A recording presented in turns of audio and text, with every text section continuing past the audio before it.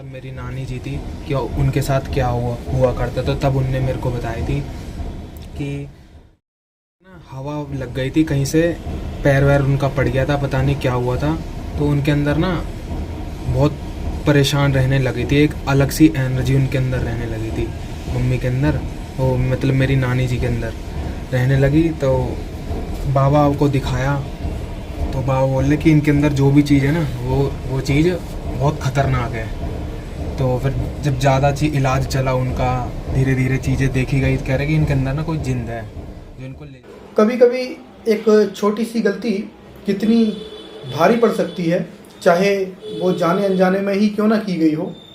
और आज की जो कहानी है वो एक ऐसी ही गलती के कारण शुरू हुई, और उस गलती के कारण कितना कुछ भुगतना पड़ा एक परिवार को। तो आज हम इस कहानी के माध्यम से यही सब समझने का प्रयास करेंगे। तो आइए चलते हैं कहानी पर, और कहानी पर चलने से पहले देखते हैं चैनल का इंट्रो।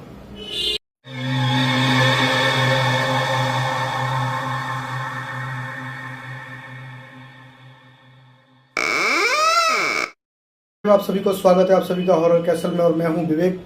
आप सभी के सामने लेकर आया हूं एक नई कहानी जो कि एक ऐसी महिला से जुड़ी हुई है जिसने गलती से ना जाने कब किसी टोटके में पैर लगा दिया, और उस पैर लगाने की एक भारी कीमत उन्हें और उनके पूरे परिवार को चुकानी पड़ी। तो दोस्तों, ये कहानी जो है मुझे दिल्ली से दीपेश नाम के एक लड़के ने भेजी है, और दीपेश इस चैनल के सब्सक्राइबर हैं, और उन्होंने अपनी कहानी भेजी, साथ में उन्होंने रिकॉर्ड करके ये कहानी भेजी थी। तो उसके कुछ अंश मैं वीडियो की शुरुआत और अंत में लगाऊंगा। तो दोस्तों, कहानी की शुरुआत ऐसे होती है कि ये जो कहानी है दीपेश के नाना नानी की कहानी है, और दीपेश बताते हैं कि ये घटना आज से लगभग 60 साल से ज़्यादा का समय बीत गया है, इतनी पुरानी घटना है। और दीपेश बताते हैं कि दीपेश के जो नाना नानी थे उस समय युवावस्था में थे, और नाना नानी के 2 बच्चे थे, एक दीपेश की माँ और एक दीपेश के मामा। तो दोनों ही लगभग 13-14 साल के रहे होंगे उस समय, और दीपेश के नाना नानी युवावस्था में थे, यानी कि लगभग 30 साल की उम्र हम मान सकते हैं, 30-35 साल के लगभग एज उनकी रही होगी। और ये घटना प्रारंभ ऐसे होती है कि एक बार अचानक से ही दीपेश की जो नानी है वो कहीं जा रही होती हैं, और जब वो लौट के आती हैं उन्हें नहीं पता कि उनके साथ क्या हुआ। उन्होंने कहीं पैर लगाया या किसी टोना टोटके में उन्होंने कुछ कह सकते हैं कि पैर मारा, हाथ मारा, या क्या किया, उनको नहीं पता चला। लेकिन इतना मालूम था कि दीपेश के नाना नानी जो थे वो कहीं किसी फंक्शन में गए हुए थे, और वहाँ से लौट के आने के बाद दीपेश की नानी कुछ अजीब सा बर्ताव करने लगी। अजीब सा बर्ताव कह सकते हैं कि जो ऐसी एक्टिविटी जो कभी उन्होंने कभी नहीं की थी, कुछ ऐसा खाना जो कभी वो नहीं खाती थी, और आज वो चीज़ खाने के लिए मांग रही थी। साथ ही दीपेश की नानी में इतनी ज़्यादा ताकत आ गई थी कि पति उनको संभाल नहीं पा रहे थे। तो दीपेश बताते हैं कि भैया, जब नानी के ऊपर ये समस्या आने लगी और जब काफ़ी समय बीत गया, तो धीरे धीरे पता लगा कि इनके ऊपर कोई जिन्नात है, और जिन्नात ने नानी के शरीर पे कब्जा किया हुआ है, और वो कई ऐसी एक्टिविटी करता था जो कि बहुत ज़्यादा कष्टदायक होती थी दीपेश की नानी के लिए भी और उनके नाना के लिए भी। साथ ही दोनों बच्चे छोटे थे, यानी 13-14 साल की उम्र के थे, तो वो भी डरते थे अपनी माँ के पास आने से, क्योंकि पता ही नहीं चलता था कि कब दीपेश की नानी बात कर रही हैं और कब वो जिन्नात आकर बात करने लगता है। दीपेश बताते हैं कि उनके घर में कभी भी किसी भी प्रकार का जो नॉनवेज है नहीं खाया जाता था, लेकिन अब दीपेश की जो नानी थी वो कच्चा नॉनवेज खाने लगी थी, और उनमें ताकत इतनी ज़्यादा थी कि 2-3 आदमी मिलकर उनको संभाल नहीं पाते थे। दीपेश ने बताया कि इतना ही नहीं, एक जिन्न था तब तक तो थोड़ा बहुत संभाला जा रहा था, लेकिन धीरे धीरे एंटिटी की जो संख्या थी वो बढ़ने लगी। यानी कि कई सारी एंटिटीज़ जो हैं वो दीपेश की नानी के शरीर में आने लगी। तो जब ज़्यादा परेशान हो गए लोग तो उन्होंने आसपास पता किया कि कोई ऐसा है जो इस पूरे जो प्रकरण है या फिर इस जिन्नातों से मुक्ति दिला सके। तो इन्हें पता चला कि एक पंडित जी हैं जो कि इस प्रकार की चीज़ों से मुक्ति दिलाते हैं और पूजा पाठ करा के। तो उन्होंने पंडित जी से संपर्क किया। पंडित जी ने बताया कि मैं फ़लाँ दिन तुम्हारे घर पे आऊँगा।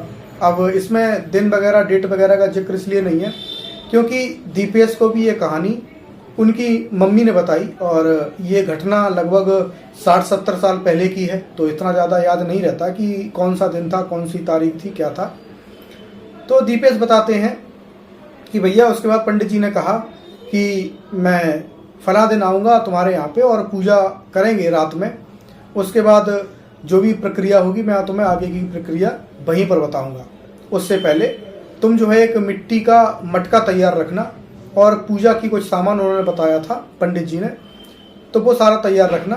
तो पंडित जी के आने से पहले दीपेश के जो नाना जी थे उन्होंने वो सारा सामान और मिट्टी का जो मटका था वो सारी व्यवस्थाएं कर ली थी। उसके बाद क्या होता है कि अब चूंकि अकेले नाना जी उनको नहीं संभाल पा रहे थे अपनी पत्नी को, क्योंकि उनके अंदर कई सारी एंटिटीज़ आती थी तो बहुत ज़्यादा वो बिफर जाती थी या बहुत ज़्यादा ऐसी एक्टिविटी करने लगती थी जो कि एक अकेला तो छोड़ो 3-4 लोग भी नहीं संभाल पा रहे थे। तो दीपेश के नाना जी ने अपने कुछ रिश्तेदारों को वहाँ पे बुला लिया था ताकि जब पूजा हो और अगर उनकी पत्नी कोई ऐसी एक्टिविटी करें तो वहाँ पे कम से कम कुछ लोग तो होने चाहिए जो उनको संभाल सकें। तो दीपेश बताते हैं कि भैया उस समय ऐसा होता था कि कई कई दिनों तक नानी को कमरे में बंद कर दिया जाता था क्योंकि नानी इतनी ज़्यादा डरावनी एक्टिविटी करती थी कि उस समय जो इनके बच्चे थे यानी कि दीपेश की मम्मी और मामा वो बहुत ज़्यादा डर जाते थे। इतना डर जाते थे कि उन्होंने अपना स्कूल वगैरह भी छोड़ दिया था। उन्हें रास्ते में जाने से डर लगता था, अकेले वो सो नहीं पाते थे। तो उस डर से निजात पाने के लिए दीपेश के नाना अपनी पत्नी को क्या करते थे कि एक कमरे में बंद कर देते थे और उसमें उन्होंने लोहे का गेट लगवाया हुआ था क्योंकि लकड़ी का गेट जो था वो पहले ही उनकी नानी जो थी दीपेश की नानी वो तोड़ चुकी थी। तो उसके बाद क्या हुआ कि जब पंडित जी आए, पूजा पाठ शुरू की गई, तो पंडित जी ने कुछ हवन वगैरह किया और उसके बाद उन्होंने मटके को सामने रखा और फिर बोला कि इनके अंदर 7 जिन्नात हैं। पंडित जी ने बताया कि इनके अंदर 7 जिन्नात हैं जो समय समय पर आते हैं और 7 जिन्नात इसलिए हैं क्योंकि इन्होंने किसी टोटके पर पैर लगाया था, वहाँ से एक जिन्नात इनके पीछे लगा लेकिन इनके शरीर का दरवाज़ा खुल गया। मतलब ऐसे कह सकते हैं कि जो शरीर होता है वो एक तरीके का मकान होता है और उसमें अगर कोई एक एंटिटी धोखे से आ जाती है कहीं से भी तो फिर आपका शरीर जो है ना एक खुला मकान हो जाता है, फिर उसमें कोई भी एंटिटी आ जा सकती है। तो पंडित जी ने बताया कि इनके अंदर जो है 7 एंटिटीज़ का निवास है और ये ठीक हो जाएंगी। मैं उन सारी एंटिटीज़ को निकालकर इस घड़े में बंद कर रहा हूँ और इसको बिल्कुल सील पैक कर देता हूँ। इसको करना यह है कि तुम्हें जाके रात में 12 बजे के बाद इसको शमशान घाट में जाके 4 फीट गहरा गड्ढा खोद कर उसमें गाड़ देना है। तो दीपेश के नाना जी ने कहा ठीक है पंडित जी, मैं इसको गाड़ दूंगा, उसके बाद मेरी पत्नी ठीक हो जाएगी।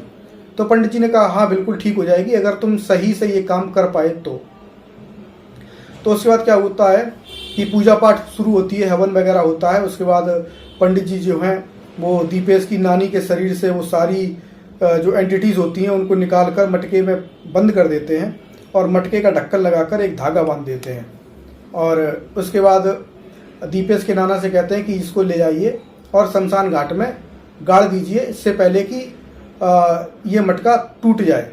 और दूसरा उन्होंने ये भी कहा कि जब आप मटके को लेकर जाएंगे, साथ ही जब आप मटके को गाड़ेंगे, गड्ढा खोदेंगे और जब आप लौट के आएंगे तब भी आपको कोई ना कोई बुलाएगा। हो सकता है कि आपका कोई रिश्तेदार बुला रहा हो सकता है कि आपका कोई दोस्त बुला रहा हो सकता है कि आपकी पत्नी ही आपको बुला रही और ये भी हो सकता है कि मेरी आवाज़ में कोई आपको बुला रहा हो, लेकिन किसी भी कीमत में आपको जवाब नहीं देना है और ना ही पीछे मुड़कर देखना है। दूसरी बात ये भी याद रखनी है कि ये मटका बिल्कुल सुरक्षित लेके जाना है और इसको सुरक्षित ही 4 फीट गहरे गड्ढे में दबाना है। ये मटका फूटना नहीं चाहिए, क्योंकि अगर ये मटका फूट गया तो फिर कुछ भी घटना घटित हो सकती है और फिर उसको मैं भी नहीं रोक पाऊंगा। तो दीपेश के नाना जी ने कहा ठीक है, मैं मटका लेके जाता हूँ। तो उन्होंने जब वो मटका उठाने का प्रयास किया, अब सोचिए एक मटका कितने किलो का होता होगा, ज़्यादा से ज़्यादा 1.5-2 किलो का मटका होता होगा, लेकिन दीपेश के नाना जी उस मटके को हिला भी नहीं पा रहे। और वास्तविकता में उस मटके के अंदर था क्या? खाली मटका था ना। और उस मटके को बड़ी आसानी से दीपेश के नाना जी ही लेकर आए थे कुमार के यहाँ से। लेकिन अब पूजा के बाद वो मटका दीपेश के नाना जी से अकेले उठ नहीं रहा है। फिर दीपेश के नाना जी जो थे, उन्होंने अपने 2 और रिश्तेदारों को बुलाया और 3 लोगों ने मिलकर उस मटके को जैसे तैसे उठा के सिर पे रखा और धीरे धीरे ये लोग लेके मटके को चल दिए। चूँकि मटके में वजन ज़्यादा लग रहा था तो दीपेश के नाना जी ने उसको अपने सिर पे रखा हुआ था, बाकी 2 लोगों ने साइड से सहारा दिया हुआ था। लेकिन उसके बावजूद भी दीपेश के नाना जी लड़खड़ा के चल रहे थे, क्योंकि उसमें वजन बहुत ज़्यादा था। और जब ये शमशान घाट की तरफ जा रहे थे तो बार बार इन्हें ऐसा लग रहा था कि जैसे कोई पीछे से बुला रहा है।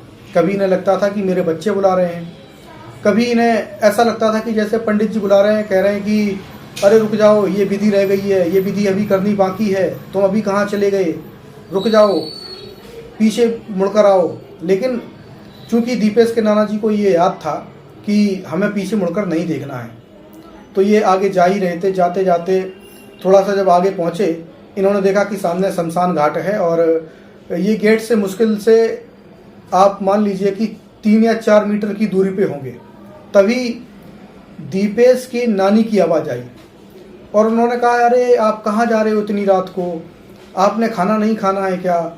और वो मतलब इस तरीके से बोलने लगी कि जैसे दीपेश के जो नाना जी थे वो ये भूल गए कि पूरा प्रकरण क्या चल रहा है, पूरी घटना क्या चल रही है।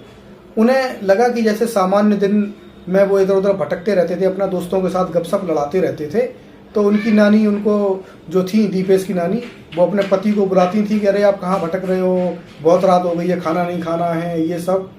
तो दीपेश के जो वो उसी जगह पे पहुँच गए, उसी समय में पहुँच गए और वो भूल गए कि वो क्या करने जा रहे हैं। उसके बाद क्या होता है कि जैसे ही दीपेश के नाना जी रुके तो आस पड़ोस जो 2 रिश्तेदार थे उन्होंने कहा कि आप रुक क्यों गए? तो दीपेश के नाना जी बोले कि अरे पीछे मेरी पत्नी बुला रही है, तुम लोग कब आए, फलाना ढिकाना, और तुम लोग यहाँ क्या कर रहे हो, मेरे सर पे क्या रख रखा है। तो अब वो अपने सर से मटके को उतारने लगे, तो लेकिन जो 2 रिश्तेदार थे उन्होंने कहा अरे क्या कर रहे हो, इसको मटके को नहीं उतारना है, इसको शमशान घाट में दबाना है। लेकिन दीपेश के नाना जी जो थे वो मानने को तैयार नहीं थे, सुनने को तैयार नहीं थे। मतलब जो एंटिटीज़ थी उन्होंने दीपेश के नाना जी को कहीं ना कहीं कब्जे में ले लिया था। उसके बाद क्या होता है कि उस छीना झपटी में, या कह सकते हैं कि मटके को उतारने या सर पे रखने की जिद में वो मटका वहीं पर गिर गया। और जब वो मटका गिरा तो एक बहुत तेज आवाज़ हुई और उस आवाज़ के कारण ये तीनों लोग भी इतना डर गए, घबरा गए कि ये लोग भी गिर गए। तो दीपेश बताते हैं कि उनके नाना जी ने वहाँ पर 7 जो एंटिटीज़ थी या 7 आत्माएं थी सामने अपने खड़ी हुई देखी एक कतार में। तो ये इतना ज़्यादा डर गए थे, इन्होंने अपनी आंखें बंद कर ली और ये हनुमान चालीसा का पाठ करने लगे वहीं पे। अचानक से वो 7 जो एंटिटीज़ थी वो धुआं बन के वहाँ से गायब हो गई। और ये जब इन्होंने आंखें खोली तो वहाँ कोई नहीं था, मटका फूटा पड़ा था। ये वहाँ से दौड़ते हुए अपने घर पे आए, देखा तो पंडित जी वहाँ से जा चुके थे, कब चले गए पता नहीं। जो बाकी के रिश्तेदार वहाँ पे थे वो सारे के सारे सो चुके थे और दीपेश की जो नानी थी वो अलग पड़ी हुई थी। तो उन्हें जब जाके चेक किया तो दीपेश की नानी जो थी वो उनकी डेथ हो चुकी थी।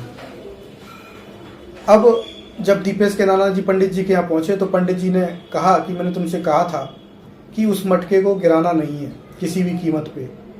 अब मैं कुछ नहीं कर सकता, अब चूंकि तुम्हारी पत्नी भी, उनकी डेथ हो चुकी है, तो अब तो कुछ भी नहीं हो सकता है। इसलिए बेहतर यही है कि अब वो एंटिटीज़ तुम्हारे घर से चली गई हैं, जिसको वो ले जाना चाहती थी ले गई हैं। अब तुम अपना जो जीवन है आगे फिर से नए सिरे से शुरू करो। तो उसके बाद दीपेश के जो नाना जी थे वो दूसरी शादी कर लेते हैं और अपना जीवन आगे जीने लगते हैं। तो दीपेश बताते हैं कि भैया, जब भी मैं अपनी नानी के घर जाता हूँ तो वो जो पुराना वाला घर है, वहाँ पे जिस कमरे में नानी को बंद किया जाता था, उस कमरे की जो खिड़कियाँ हैं वो बहुत मोटे लोहे से बनी है। लेकिन आज भी उन खिड़कियों को देखकर ऐसा लगता है कि जैसे उन्हें हाथों से मोड़ने का प्रयास किया गया है, और मतलब जैसे कि उसमें हाथों से खींचा है किसी ने और उसमें जगह भी बनी है। वो लोहे की जो सलिया उसमें लगी हुई है, वो सलियाँ मुड़ी हुई हैं। तो सोचिए कि कितनी ज़्यादा ताकत दीपेश की नानी में उस समय रही होगी उन एंटिटीज़ की वजह से। तो दोस्तों, ये थी आज की कहानी। आपको कहानी कैसी लगी आप कमेंट बॉक्स में ज़रूर बताइए, और क्या ये संभव हो सकता है, आप अपने विचार भी कमेंट बॉक्स में बताइए। साथ ही चैनल को सब्सक्राइब कर लीजिए, नीचे हमने एक बटन लगवा रखा है सब्सक्राइब का, तो उसका प्रयोग करिए। साथ में लाइक का भी बटन लगवाया हुआ है, कमेंट का भी बटन लगवाया हुआ है, तो इनका प्रयोग करिए, अच्छा लगता है। आप एक बार करके देखिए। तो अब मुझे नहीं पता है कि अभी जो सब्सक्राइब का बटन है वो लेफ्ट में आएगा कि राइट में, लेकिन जिधर भी आए आप देखिए, ध्यान से गौर से देखिए। सब्सक्राइब का बटन लगा हुआ है, आप उसको दबाएंगे तो आपको मज़ा आएगा। इतना मज़ा आएगा कि फिर घंटा आएगा, उस घंटे को भी आपको दबाना है। आप सभी को हर हर महादेव। मिलते हैं फिर एक नई कहानी के साथ।